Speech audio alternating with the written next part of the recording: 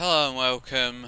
It is another video here from TheSavageTrout, and it is my first race review in quite a while since the dull race that was China actually. So just before I get into this and talk about the race on Sunday, which was quite a corker, I'm just going to apologise for not getting the other two race reviews out for the Spanish Grand Prix and the Monaco Grand Prix. It's just been such a busy time with exams and whatnot, and I also didn't see the Monaco race until the highlights on the BBC because I was out at the time of the race live, so I'd just like to apologise for that. But without further ado, let's get into the review of this race, and there is a hell of a lot to review. Certainly it was probably the best race of the season. Probably better than Bahrain.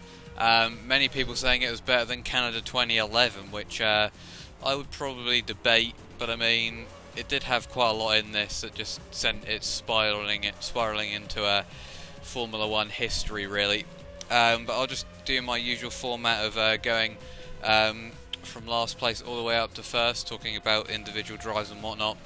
So we'll start with the two Mauritius, and that's basically the start of the race as well, to be frankly honest, because there was well, not really a massive crash, but there was a crash between the two Mauritius at the start of the race, which instantly brought out the safety car. And can you believe it? It is over. The streak is over.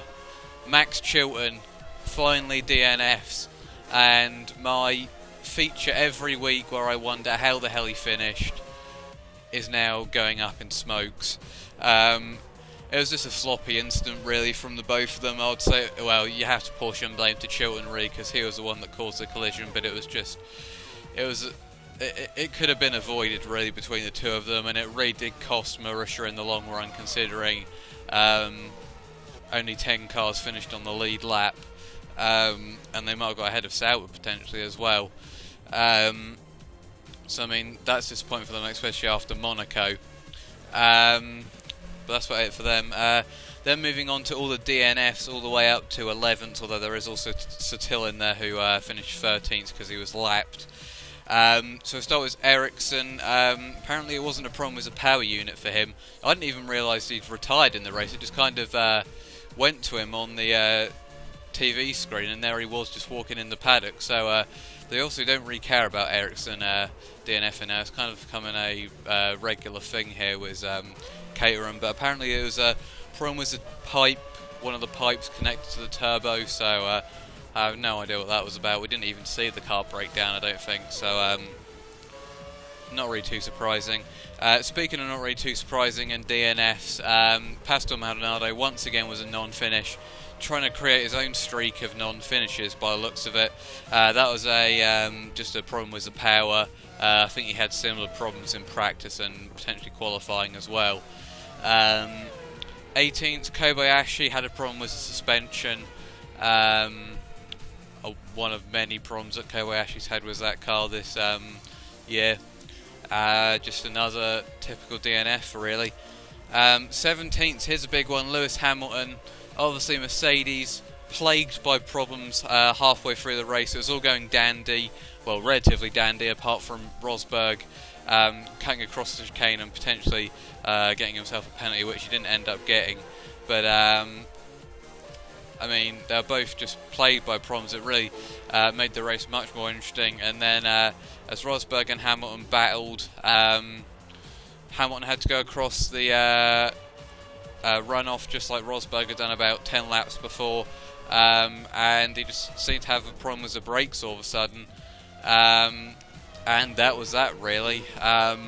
And he severely hampered his championship hopes with Rosberg coming second in that race, because it's now a 22-point gap, and Hamilton's going to need a lot of luck now to get back into this.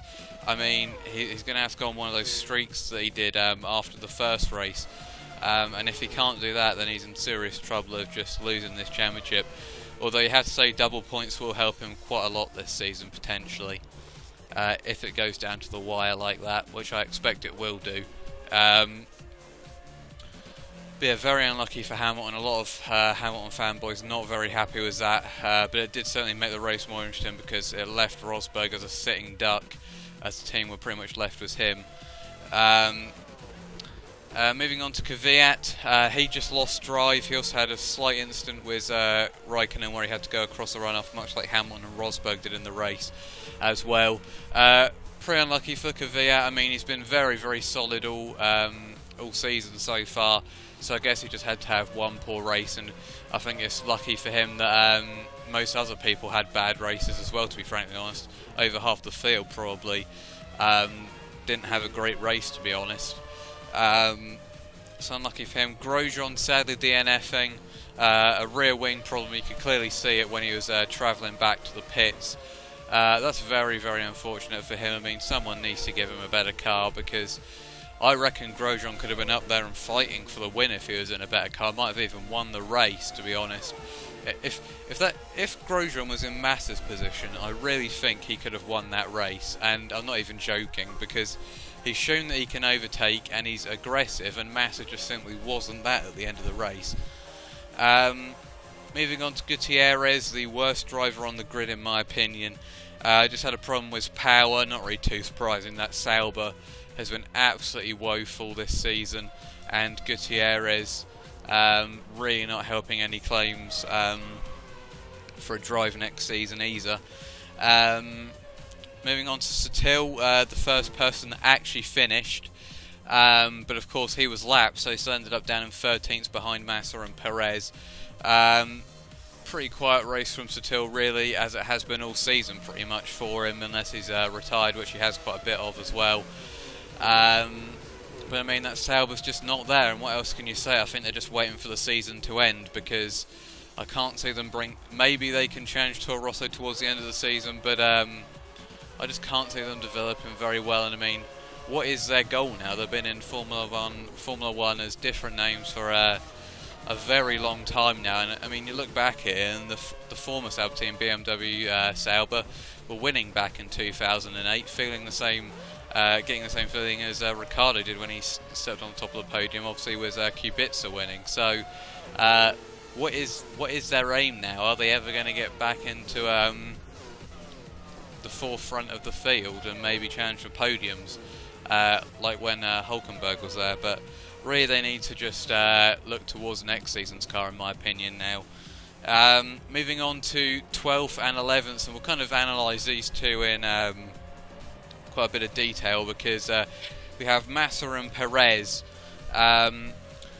Both guys looked very, very quick in the race. Probably the two biggest threats towards the Mercedes cars after the power problems, apart from Red Bull. Perez was right up there, and I mean, it was only because his tyres were going off pretty badly at the end, and just having problems with his brakes that he kind of started falling down the order. It was a bit weird though, considering he did seem to manage his tyres pretty well in the first stint, and then he just couldn't seem to do it in the second stint. But Perez just didn't attack enough when Rosberg had the problems, and kind of just threw the situation away, and he could have got ahead of Rosberg and could have maybe kept it, because Rosberg might have not been able to respond, even with Perez's tyre wear. But Perez just didn't quite go for it, and he could have edged his name in glory there and really taken a dump on McLaren, as I put it on my Twitter page. But instead he ended up with a DNF, so very disappointing for him. Massa, of course, was looking like he could have won it potentially. I mean, of course he took the lead after the two Mercedes pitted for their second stops. And a lot of people were saying he should have just stayed out and just done a one stop instead of pitting again, but he did of course end up pitting. He was flying, he caught up to the back of Vettel, and the whole battle for the lead was Rosberg, Ricciardo, Perez and Vettel. And again, as I said with the Grosjean thing, he didn't have a killer instinct towards the end. And I mean, really, he should have won it, to be honest. I mean, he had the best car after the Mercedes problems, the best straight line speed, the best tyres. it really was a missed opportunity for Felipe, and that's not going to help his course, to be honest, this season at all, especially considering Bottas did end up getting more points than him in the end, despite Massa looking probably quicker all weekend, to be honest. And then there's a crash at the end, which basically screwed both of them over. I mean, they threw, both of them threw away a chance at the podium to Vettel, really. Vettel took that very nicely towards the end, and then there was a crash. Very, very odd crash. You don't really see many like that. I mean, it was just complete miscommunication between the two of them. But basically, it was just a situation of Perez is going left and taking the normal line for braking. For some reason, Massa is going slightly right, and it was never going to end well. Vettel was very, very lucky not to be hit towards the end there. But I mean, overall, it was just a very, very stupid crash in the end. It was a racing incident, and I mean, Massa saying that Perez should have had a harsher penalty. I think it was just a racing incident, so you can't really do much more than a 5-place grid penalty for that. And obviously, Force India didn't really help the situation by going over the top with their proof that it wasn't Perez's fault. So overall, it was just a missed opportunity for both drivers there, really, because they've both come under criticism in recent, well, especially last season, and this was really their chance to get back in the forefront of F1, and instead they've thrown it away with a stupid crash, really. Anyway, moving on to 10th place, the first car that actually finished on the lead lap. Kimi Raikkonen, again, disappointing, struggled all weekend, really wasn't quick enough at all, pretty much in the middle of nowhere throughout the whole race, and just a story of Ferrari's season, really, and especially Raikkonen's, because, I mean, he just cannot seem to get used to that car, and just the whole season, really. And I mean, it didn't have great straight line speed, and he was having problems with the brakes, and Raikkonen was virtually non-existent. And similar to the Grosjean situation, if he was in that Lotus that was last season, actually getting paid, then he might have been able to win that race as well if it was in a similar situation. But sadly not for Raikkonen, he's just not having a good season at all. Moving on to 9th, Magnussen. He'll be a bit disappointed that he finished 9th when he looks at his teammate finishing 4th. I think he struggled quite a bit, and I mean, it was just a situation of so many cars DNF'd in front of him that he just ended up in 9th place, really. But that McLaren does have a lot of steps to make, and I mean, it's only really at the moment when, if there's rain or a tactical decision works out, that the McLarens are able to get into those great positions like 4th for Jenson Button. But it's a far cry from his 2nd place in Australia, and his hype is dying a bit now, I think, Magnussen's, especially after Button's 4th place there. Anyway, moving on to 8th place, Jean-Eric Vergne. Fantastic weekend for him. I really rate him as a driver. I think he's probably one of the most underrated drivers on the grid. And finally, the guy actually got a bit of luck. I really felt for him. I've really felt for him this season, because he's had absolutely no luck. He's had so many DNFs, so many problems with the Renault power unit. And finally, it holds up. His teammate has a bit of bad luck, and he's got a solid 8th place there. He was even challenging Alonso and Bottas at points, and I mean, his qualifying was superb as well. So great to see Vergne doing well there, and overall it was just a great weekend. Apart from Kvyat's DNF, it was a great weekend for Red Bull and Toro Rosso, to be honest. So great result for Vergne. Very happy to see him doing well there. Anyway, moving on to Bottas in 7th place. Probably a missed opportunity for him as well, much like his teammate Massa. I mean, he started 4th place, so it's obviously a missed opportunity for him. And I mean, I'm surprised he didn't finish ahead of Alonso, to be honest. I'm not really sure what happened to Bottas, really. He was towards the front, but I mean, I think he just got held up quite badly behind Force India, much like Vettel did as well. In fact, pretty much everyone got held up behind the Force India, but I mean, it really helped other cars. It didn't really help Bottas that much. But I mean, I'm surprised he finished behind Alonso, but it is Alonso, of course.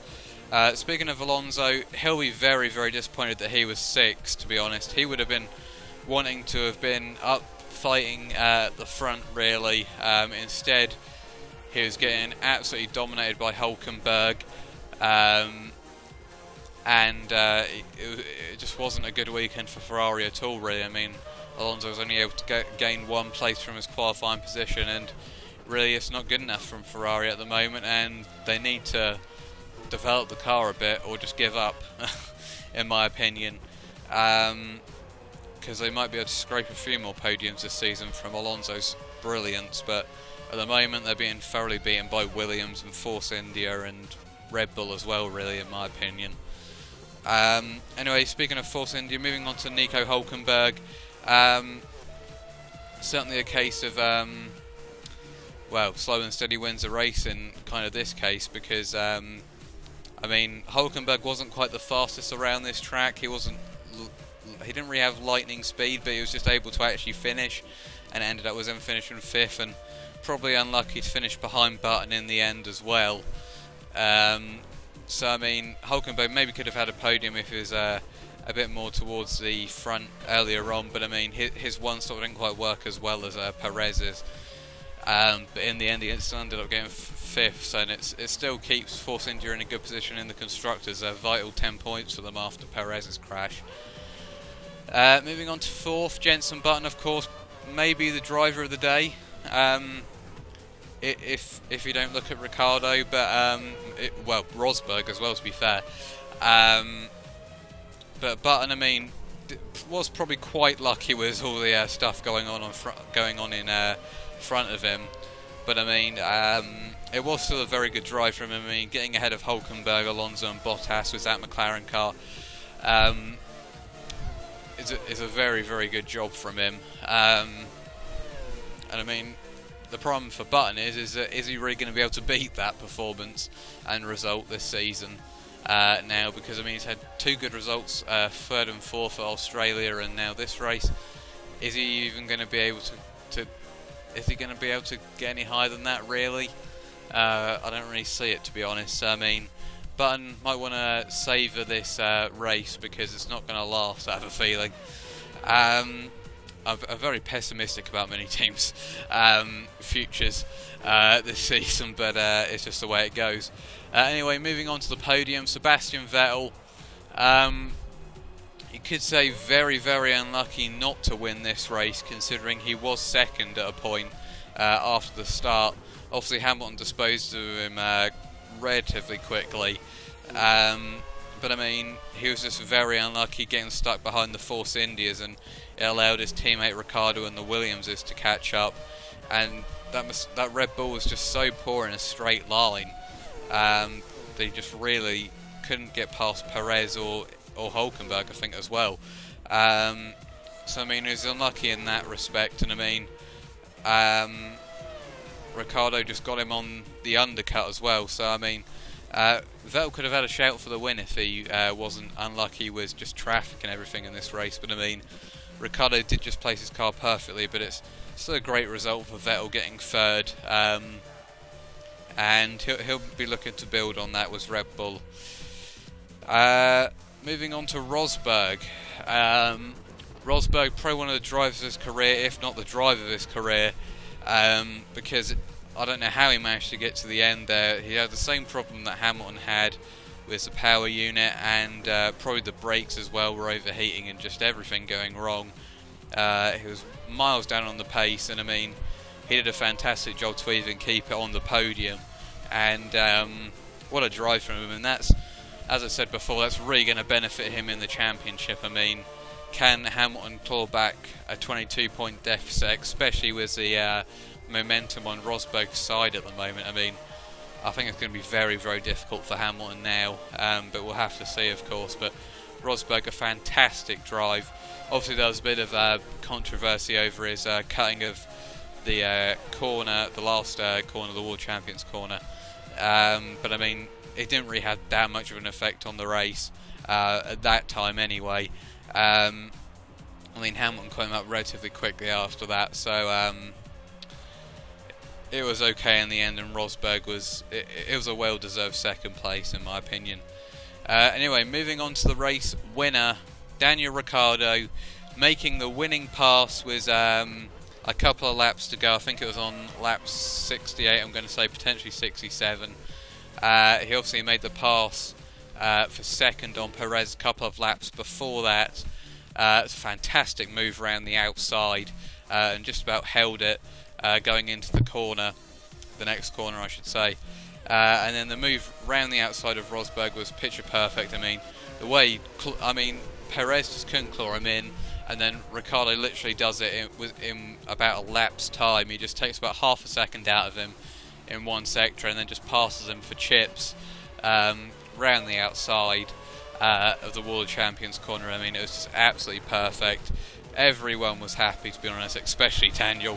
And it's just great to see him win. I mean, Canada it seems to have this knack of throwing up great races, a hell of a lot of retirements and brake problems, and a lot of first-time winners. Hamilton, of course, won his first race around here in 2007. Kubica and, of course, BMW Sauber getting their first win in 2008. Same situation with Ricciardo on Sunday. So, I mean, it was a brilliant race. Drama everywhere. Was it better than 2011? It will be debated. It's by far the best race of the season so far. Great to see Red Bull back in the winning position, even though I don't mind Red Bull, but it's just nice. It is nice to see them getting up there with Mercedes have been dominating this season. Even if I did have Rosberg in my family betting, which is a bit annoying, but I'm drivelling on a bit now. But so yeah, it was a great race. I don't think Austria is going to be able to top that. It's been quite a long race review here, but I mean, I guess thank you for watching, and until next time, goodbye.